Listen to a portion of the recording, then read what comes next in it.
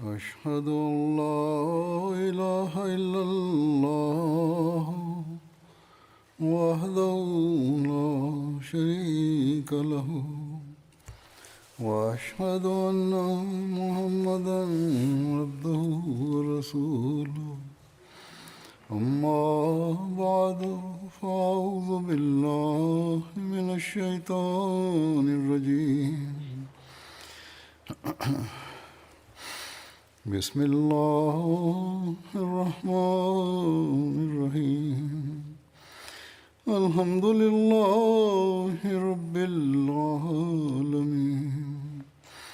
الرحمن الرحيم مالك يوم الدين إياك نعبد وإياك نستعين اهدنا الصراط المستقيم صراط الذين أنعمت عليهم غير المغضوب عليهم ولا الضالين.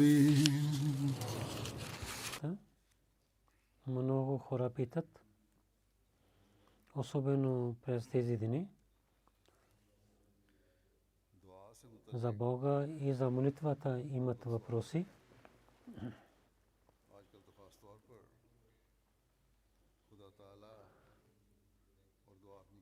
И като една онези хора, които не вярват в Бога, те също правейки план, те нападат на религията с различните начини. Те искат да отвлечат хората от Бога.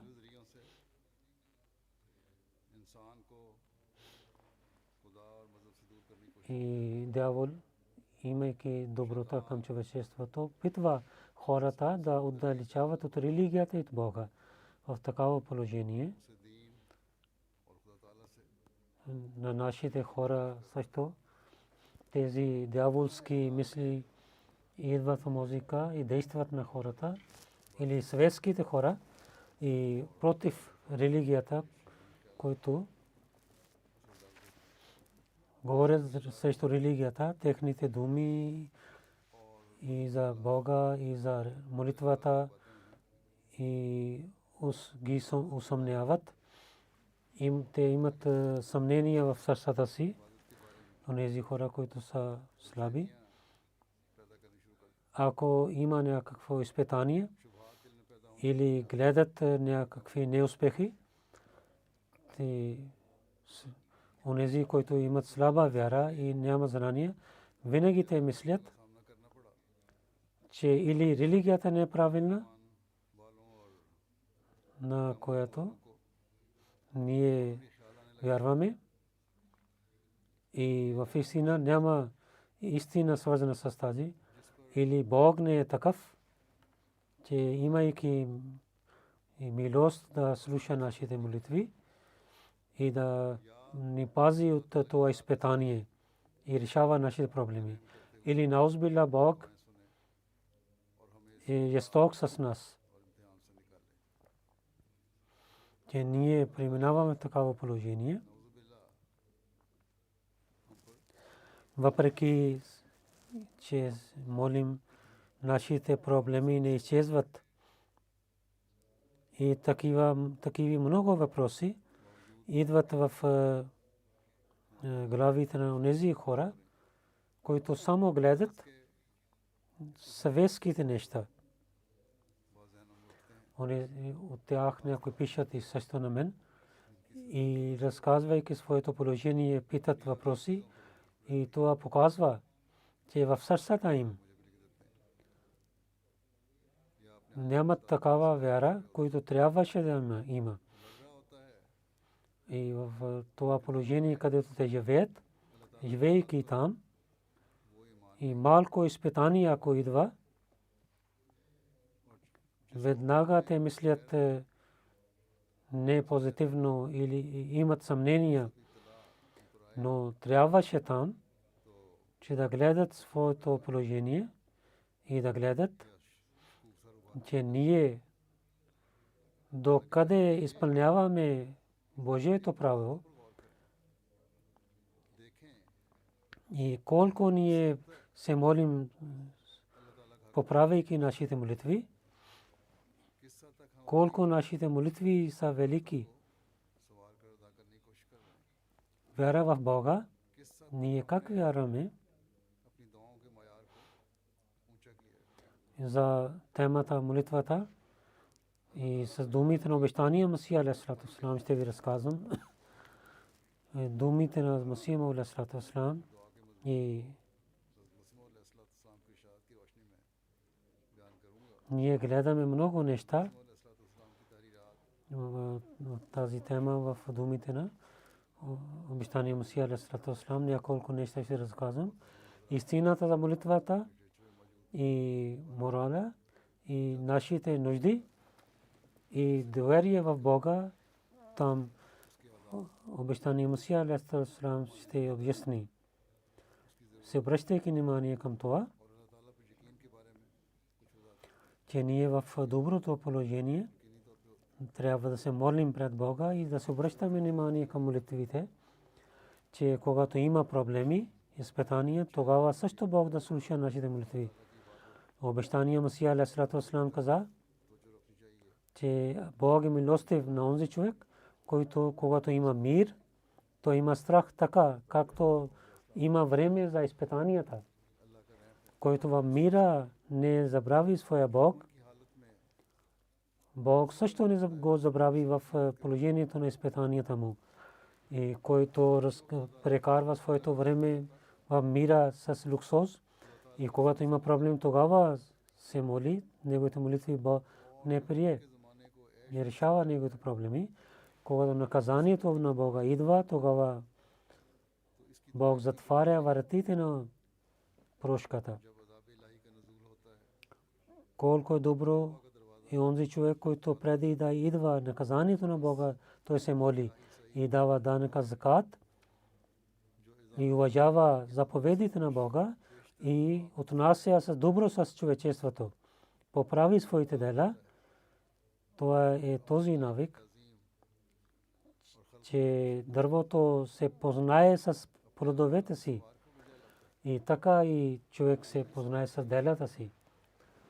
За истинския вярващ, неговата работа е, че когато той има мир и човешките права и Божиите права винаги да помни. Ако той изпълнява тези права, то тогава Бог ще го пази, ще го извади от положението на изпитанията и ще прие неговите молитви.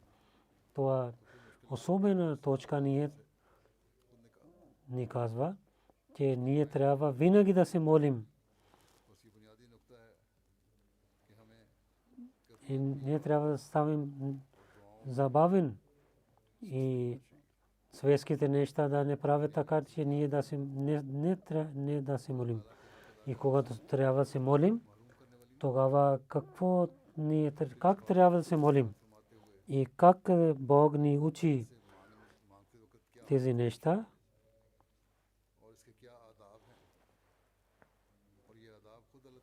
И човек трябва да уважава заповедите на Бога.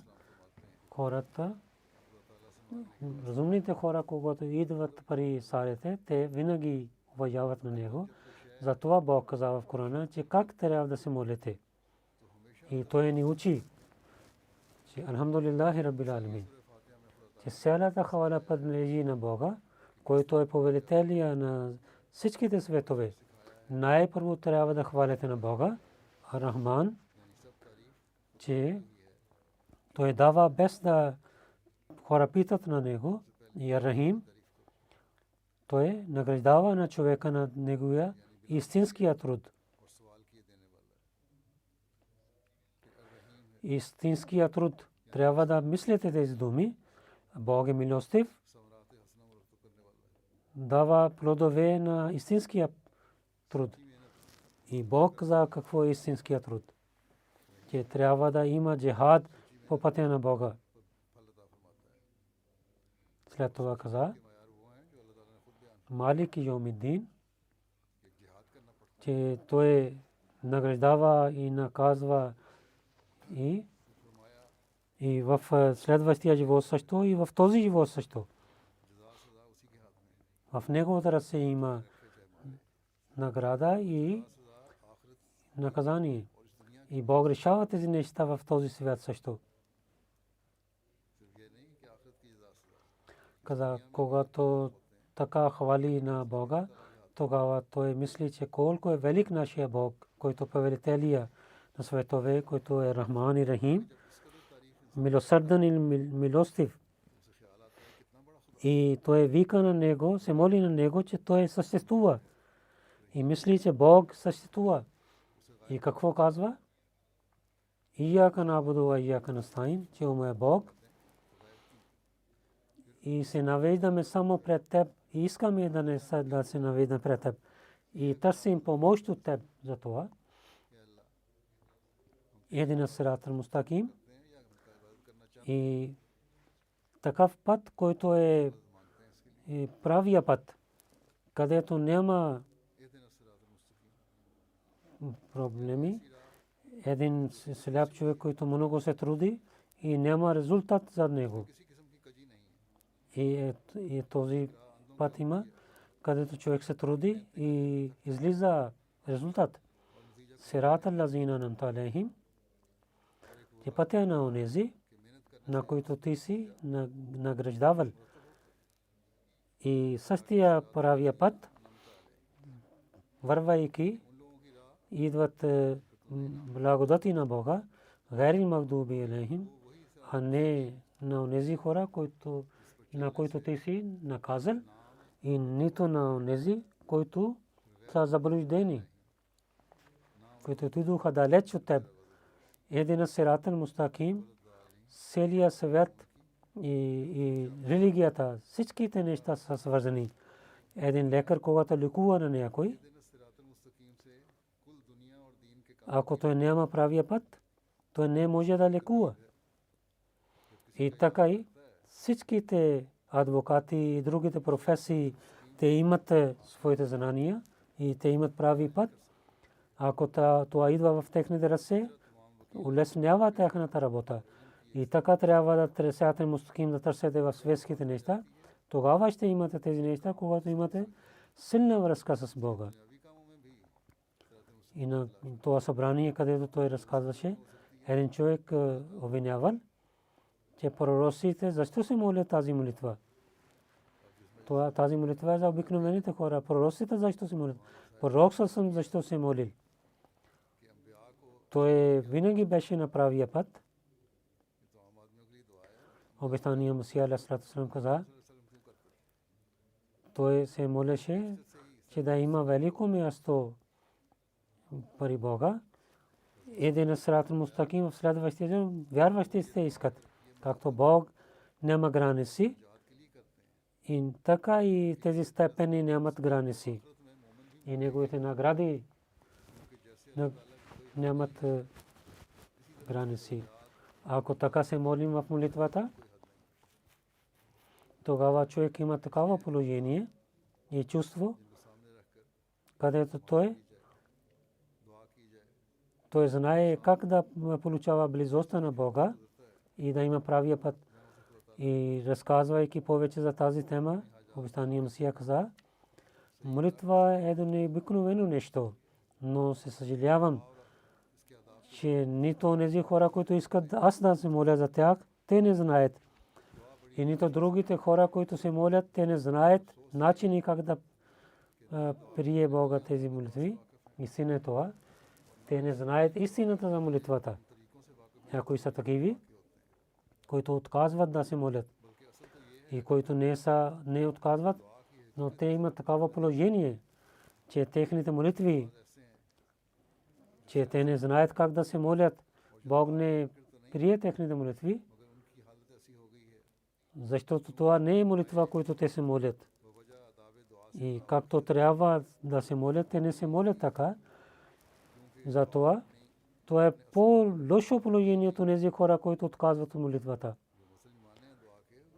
техните дела дава такъв пример на другите, че отдалечават от Бога. За молитвата трябва да има това, че онези, които се моли, той не трябва да отчаива никога. И винаги трябва да мисли добро за Бога. Да не казва, че сега няма да стане нищо. Понякога гледахме, че толкова се моли някой, че когато трябва да излиза плод, че той отчаива, измори. И тези хора изморяват, изжалват. Излиза, че те нямат успех. И толкова това действа на тях, че те отказват от молитвата. И бавно те пристигат там, че те също отказват от Бога. И казват, че няма Бог. И казват, че ако щеше да има Бог, и той щеше да прие нашите молитви, тогава дълго време, които се молихме, защо Бог не прие нашите молитви? Но онзи, които така казват, и ако човек, когато гледа себе си, че той няма търпение и той побърза за това, този резултат излиза. Хората нямат много бързат хората и нямат търпение. Това е грешка, човешка грешка. Ако не прави така, ако има търпение и е силна вяра има, тогава това положение не идва никога. Това е резултат, че ако не прие Бог неговите молитви, защото тези хора нямат търпение. Те отчаиват. Затова никога отчаивайте.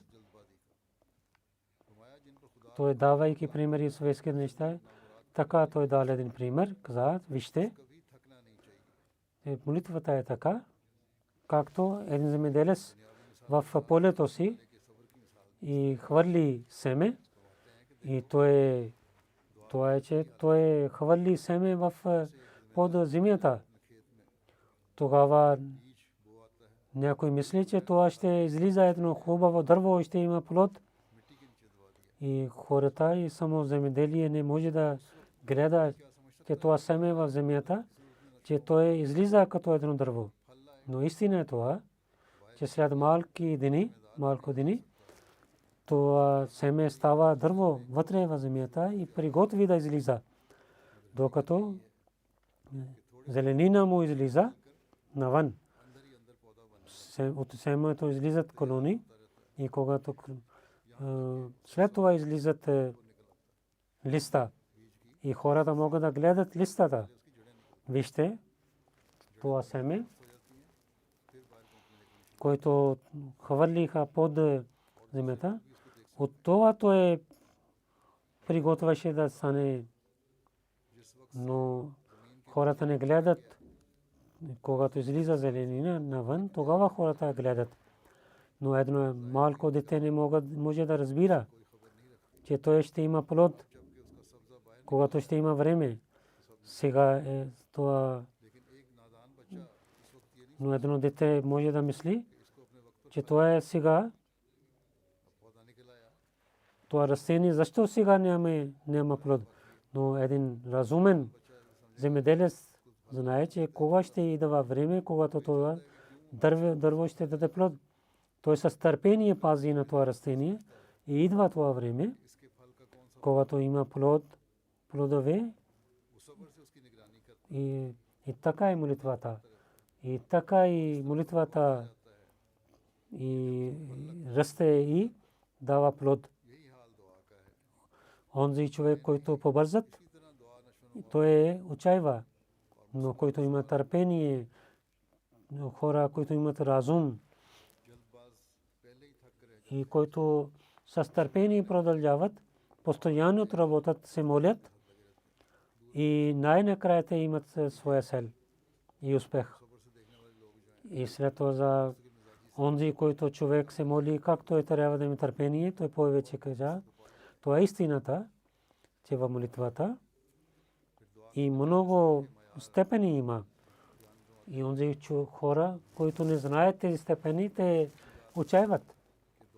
Те побързат и те нямат търпение. Но в работата на Бога има степени. Вижте, няма стане така никога, че днес човек да се има сватба и сутрин да има дете. И той Бог може да прави каквото иска. Но този закон, който Бог е направил, това е задължително. Първо растенията излизат, хората не знаят, и малки растения, както продължават, хората не знаят за тях. Или и за раждането на човека или някой животно до 4 месеца за човека не знаят. След това има малко търпение и след това, когато има време, с много болки се ражда дете. И лекарите също сканират и казват за детето. И въпреки че модерна технология има, но лекарите и когато сканират, тогава, когато след 12 и по това време, което каза, нямаше технология, но и каза, че природата такава, да, 12 седмици, когато излизат, че когато дете се ражда, майка също се ражда. А не това, че това с майка също се ражда отново. Мъж не може да знае тази болка, когато по това време жените претърпят. Но това е истината, че жена също има нов живот. Сега вижте, за детето първо една смърт тя прие, тогава тя гледа радостта. И така, онзи, който се моли задължително за него, че изоставяйки бързостта, той да търпи всичките болки, а не по-бърза. Трябва да търпи тези неща и да се моли, а да не мисли никога, че молитвата не е приета. Най-накрая време ще дойде, ще има резултат за тези молитви. Когато дете се ражда, молитвата също дава плод. И в молитвата трябва там пристига, където трябва да има плод от молитвата. Трябва да докарваме на молитвата до такъв степен. Както поставят дреха под слънцето на стъклото и лъчите на слънцето идват чрез това стъкло. И това толкова топлина има, че изгари това дърво. И така е задължително и молитвата да пристигне на това място, където да има тази сила в молитвата, че да изгари слабостите, греховете и да дава плодове. Затова всеки молещ трябва да гледа себе си. Той ще знае, гледайки на себе си, че той има тези степени или не. И обещания Масия каза, давайки един пример от персийски,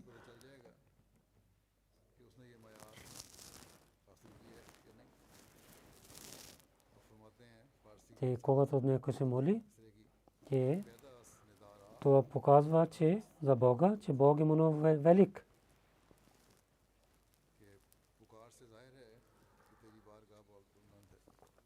Дълго време човек да се моли. Най-накрая Бог награждава на него.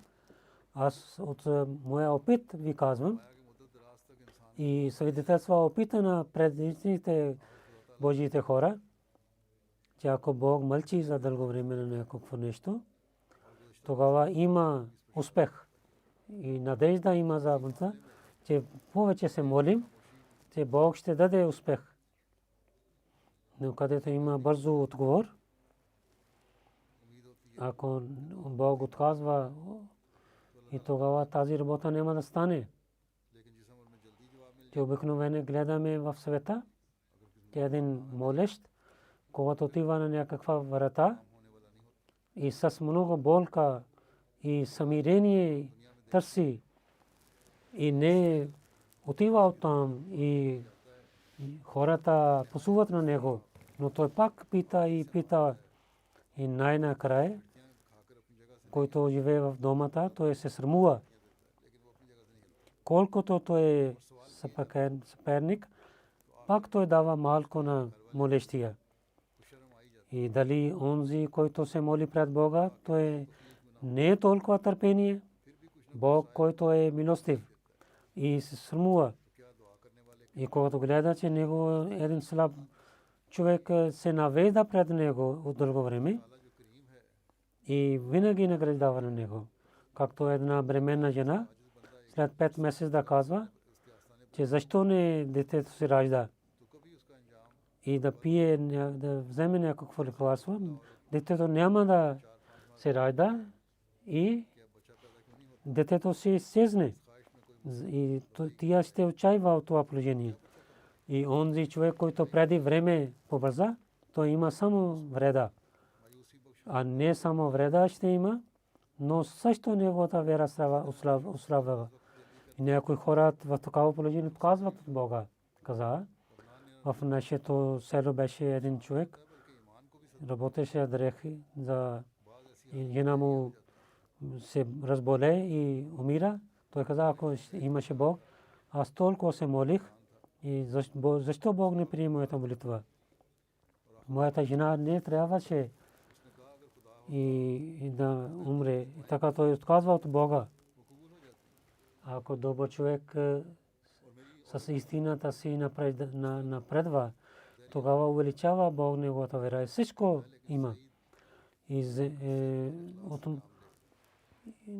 Имуществата на земята, какво са пред Бога? Той награждава на своите хора тези неща. На един народ, на който хората не знаеха, че те станаха царе. И обикновени хора на арабите какви бяха? Но и много големите държави те побеждаваха и те станаха царе, но преди те бяха роби. Ако човек става на Бога, тогава Бог награждава на него. Но условието е това, че да показва, че той е истинският човек и има търпение. Сърцето трябва да е твърд и да не се навежда на другите богове. Ибрахим какво имаше? Че то Абул Миллат и Абул Хунафа, че баща на народите той стана.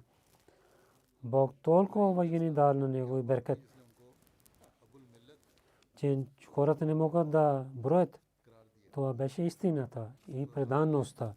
Вижте, Ибрахим, алейхиссалату вассалам, се моли една молитва, че от потомство ми един пророк.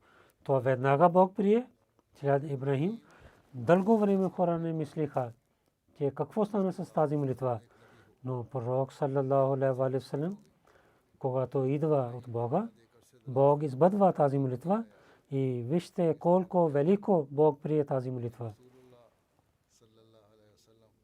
Затова, преди както ви разказах, само да не трябва да се моли, когато има изпитания, проблеми, но когато има спокойствие и мир, тогава също трябва да се молим. Обяснявайки това, че за приемане на молитвата, душа и тялото да има отношения помежду си. Какво отношение има? Обещание Мусия алейхиссалату вассалам каза, и само молитва и постене. Ако предаността и смирение няма, тогава няма да даде плод. Дойдоха и да се молиха, но душата не се наведа пред Бога, тогава няма полза. Много хора така се молят. Гледаме, че някой така, че ръцете им изсъхнат, че поставиха ръка в въздуха и така изсъхва ръката им. Те имат много проблеми и трудности. Но дали тези проблеми и изпитания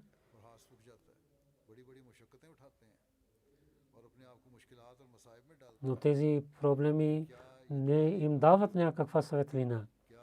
И нито те имат спокойствие и мир. Но вътре в те са грешни. Те са тялото се трудят, но вътре те нямат отношение с това. И това не действа на тяхната духовност. Те могат да правят тези неща и се трудят. И имат глад, имат проблеми, но не могат да дават пример за духовността. Затова в Корана Бог каза: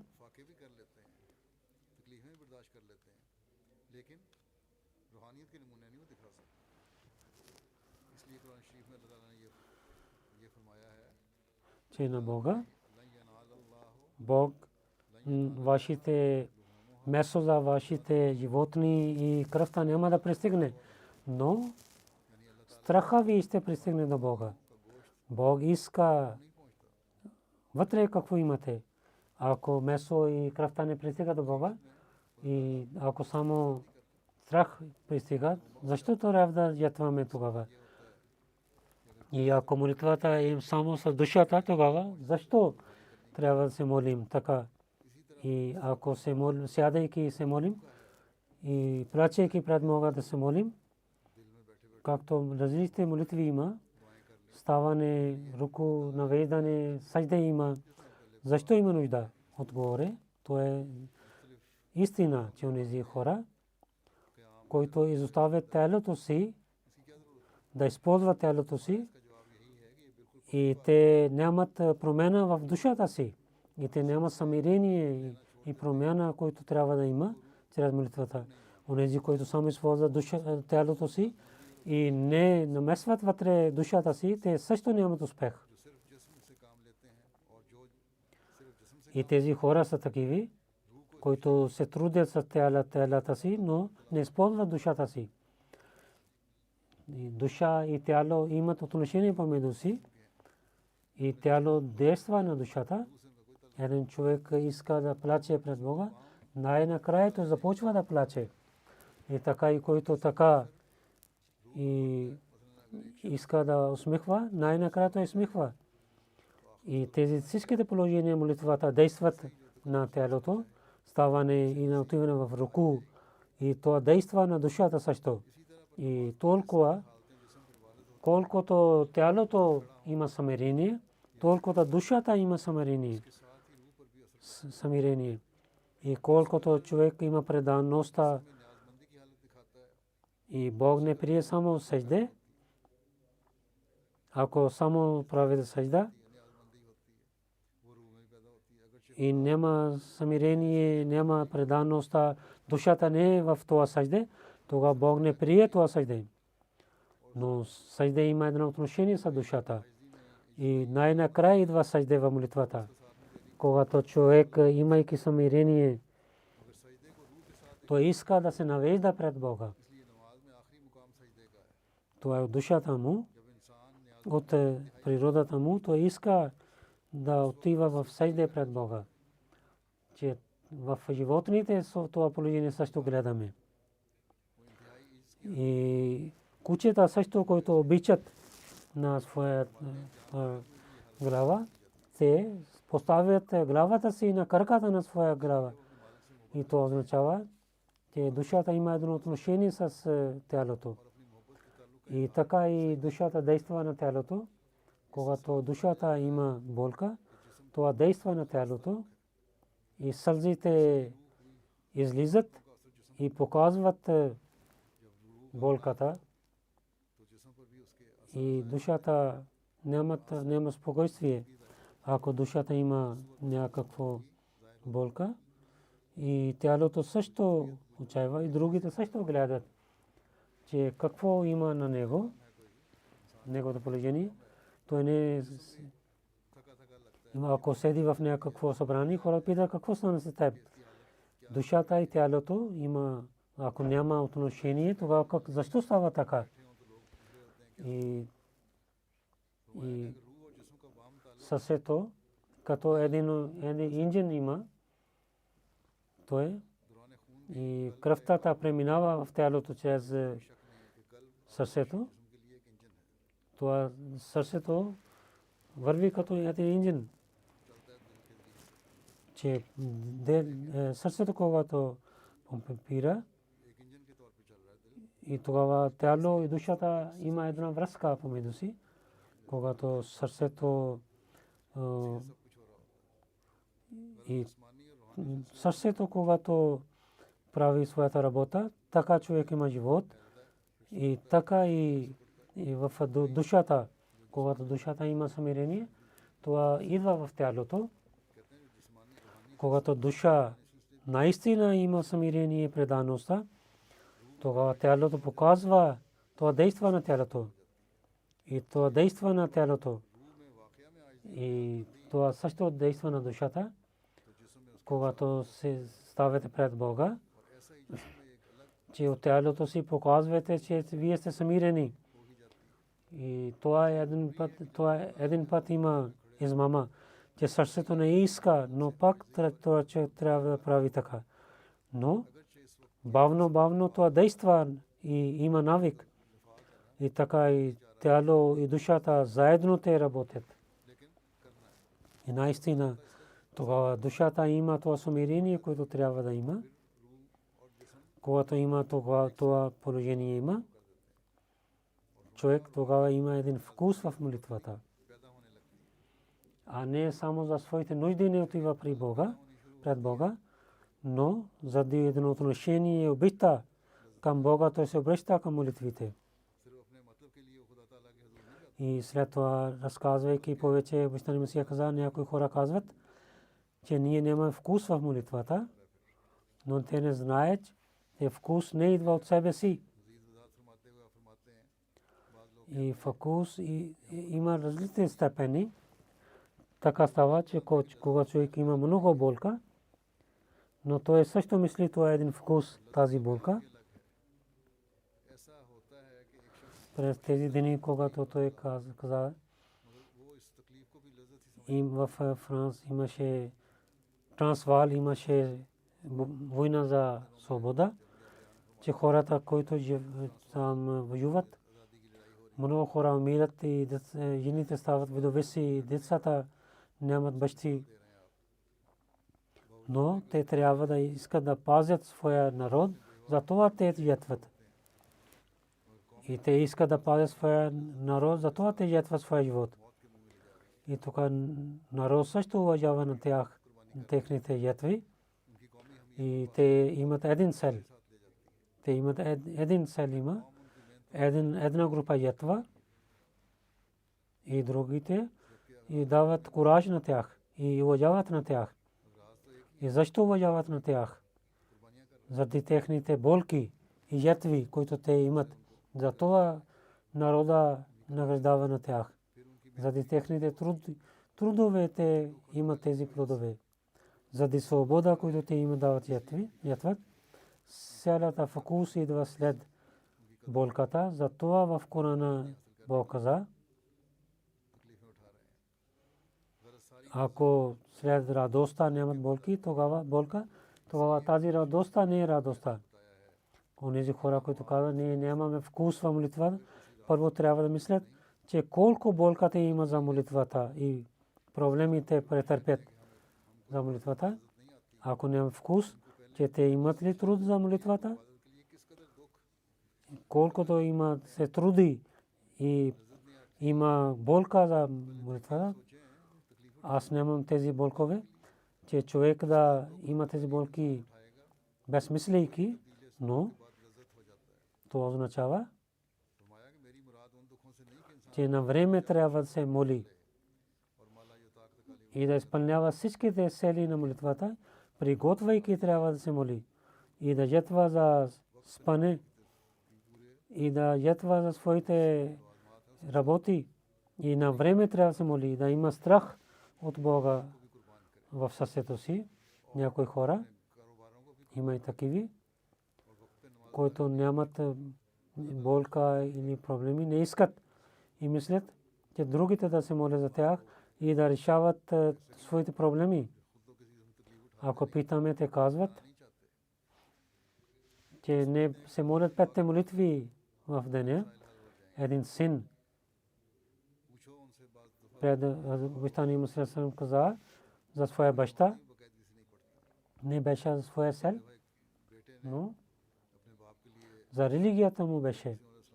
Това обещание Мусалам каза, че ти трябва да се молиш, се обръщайки внимание към Бога, както молитвата на баща за децата е прията, и така и молитвата на детето е прията за баща. Ако вие се молите на този човек каза, ако вие се обръщате към Бога, тогава нашата молитва също ще бъде се действа. Ако самия ще се молиш, тогава действат моите молитви също.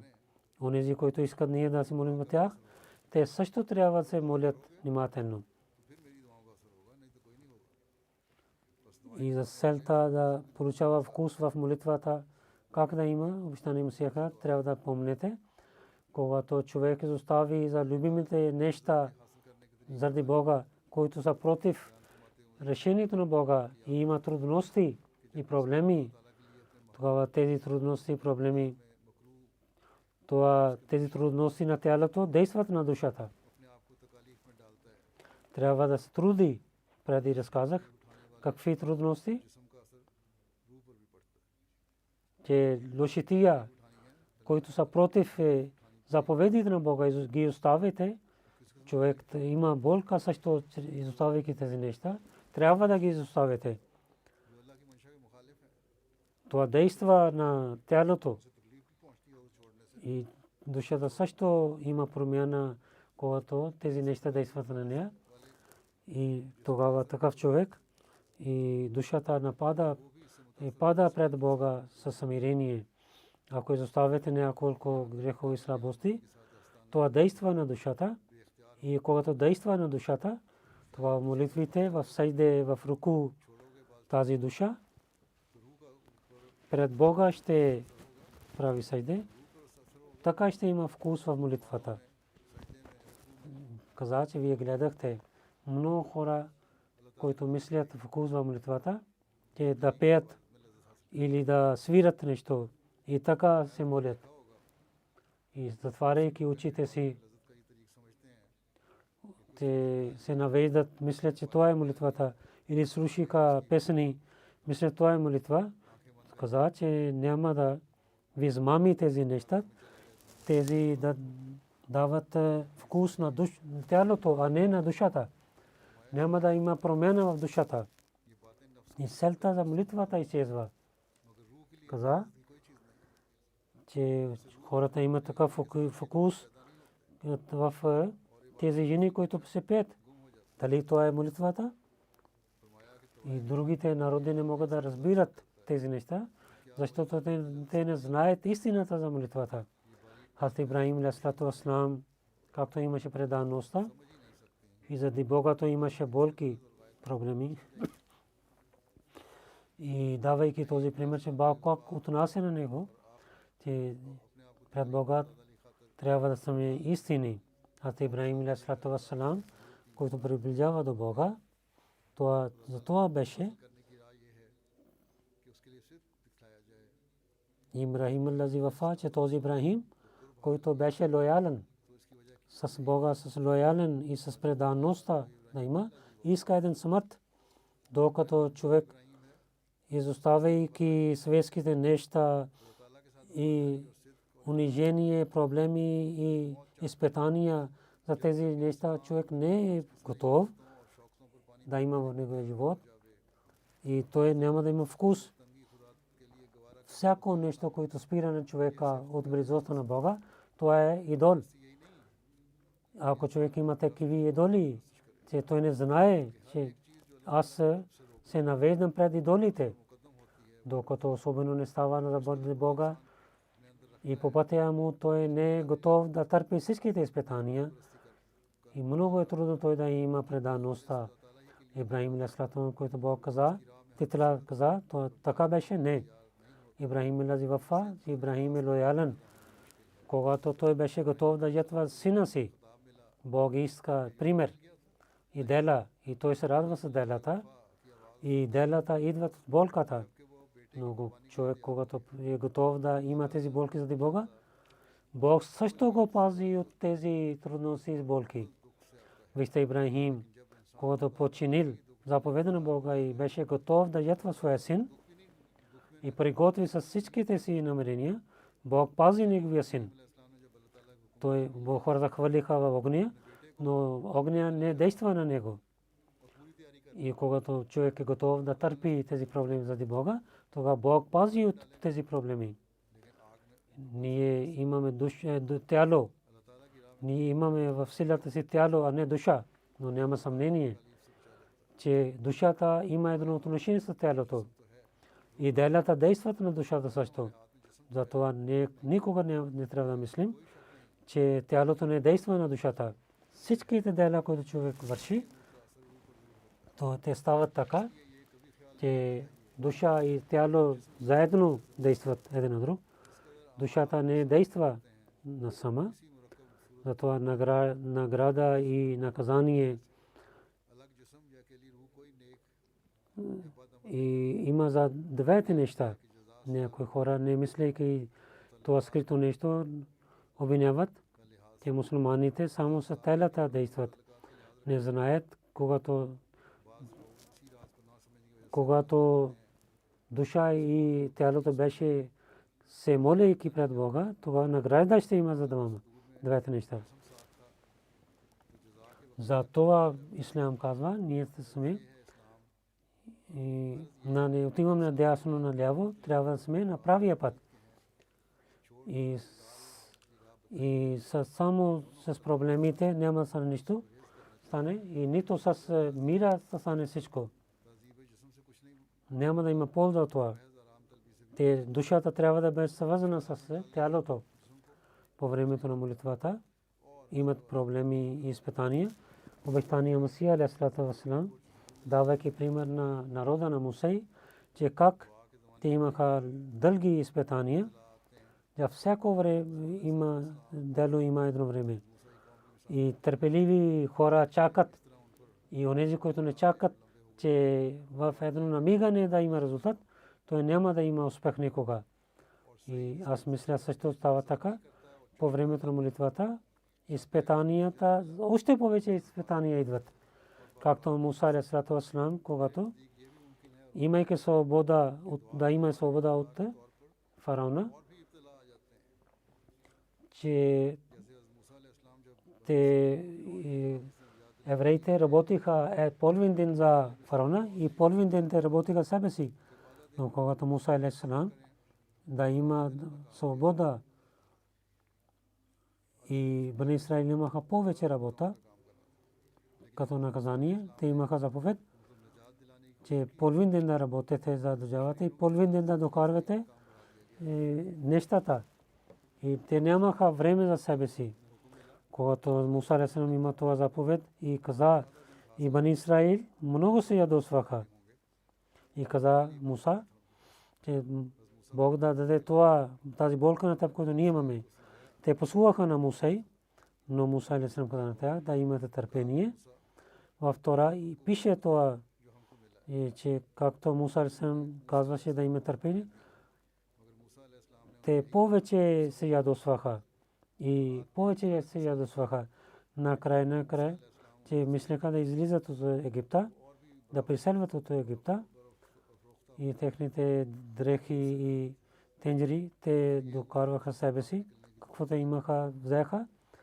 Когато Муса алейхиссалам, вземайки народа, излязоха, Фиран, имайки войската си, излиза след тях, бина Исраил, когато че войска на идва след тях, те нямаха търпение. И казаха, инна ла мудракун, че ще хванат на нас Муса. На Муса алейхиссалам, който гледаше с окото на пророчество и отговори на тях, калла.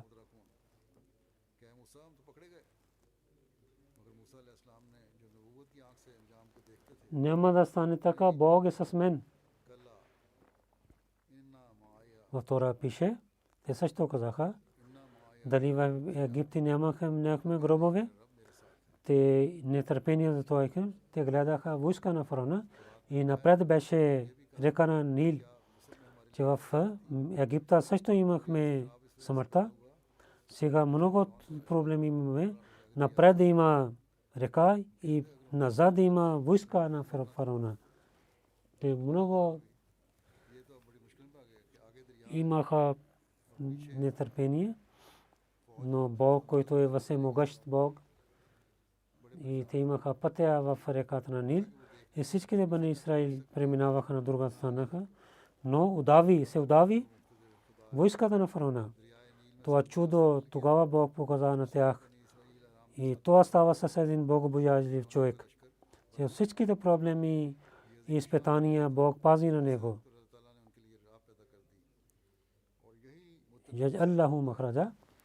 Така става, че молитва и когато ще бъде приета, има едно дълго време, понякога изпитания, след изпитания, и такива изпитания, които много са силни. Но един търпелив човек и добър човек, винаги имайки търпение, се наведа пред Бога и гледа с добро око. И след това идва помощта на Бога. В тези изпитания е скрито, че има сила за молитвата. Че колкото има нетърпение и проблеми, толкова душата се наведа пред Бога. И това е един начин молитва да бъде приета пред Бога. Ако така става, да им човек да плаче и да се обръща внимание към молитвите, това означава, че Бог иска да прие тези молитви. Затова винаги да имате търпение. Да не мислите лошо за Бога си, не имайки търпение. Никога трябва да мислите, моята молитва няма да бъде приета. Такава мислене, ако така мислите, тогава отказвайте от Бога, че Бог ще приеме молитвите. Ако има такава положение, тогава човек отказва от съществуването на Бога.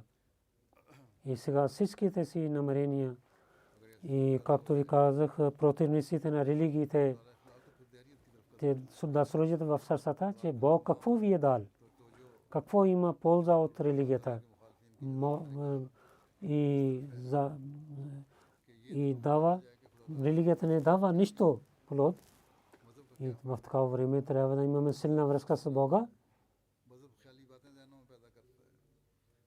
Само за временна връзка няма да има с Бога, но когато има мир и спокойствие, също трябва да имаме силна връзка с Бога и да пазим молитвите си и да има доверие в молитвите. И това е задължението на един Ахмади. И така ще изпълним правото на Байт. Обещания Мусия алейхиссалату вассалам каза, че има нужда на нашия джамат, тяхната вяра да увеличава и да имат истинското доверие в Бога и да вършат добри работи винаги. И ако забавят, тогава те не могат да се правят абдес. И за молитвите не правят абдус. И как ще се молят таһаджуд? И ако няма сила за добрини и няма сила да напредва в молитвите, ако няма сила за това, тогава няма да има полза с отношение с нас. Затова с много внимание ние да увеличаваме нашата връзка с Бога. И когато тази връзка ще стане истинска връзка, ще гледаме, че Бог ще прие нашите молитви. Нека Бог да им даде възможност за това. През тези дни, особено за Ахмадите в Пакистан, трябва да моля за тях. Там има проблеми за Ахмадите и така Ахмадите в Джазайр. Отново пак те дават проблеми на Ахмадите и на другите места, където Ахмадите имат проблеми. На всяко място, на всеки Ахмади Бог да пази и да ги пази от проблеми и изпитания и да даде унижение на противниците. И те няма да имат успех. Амин.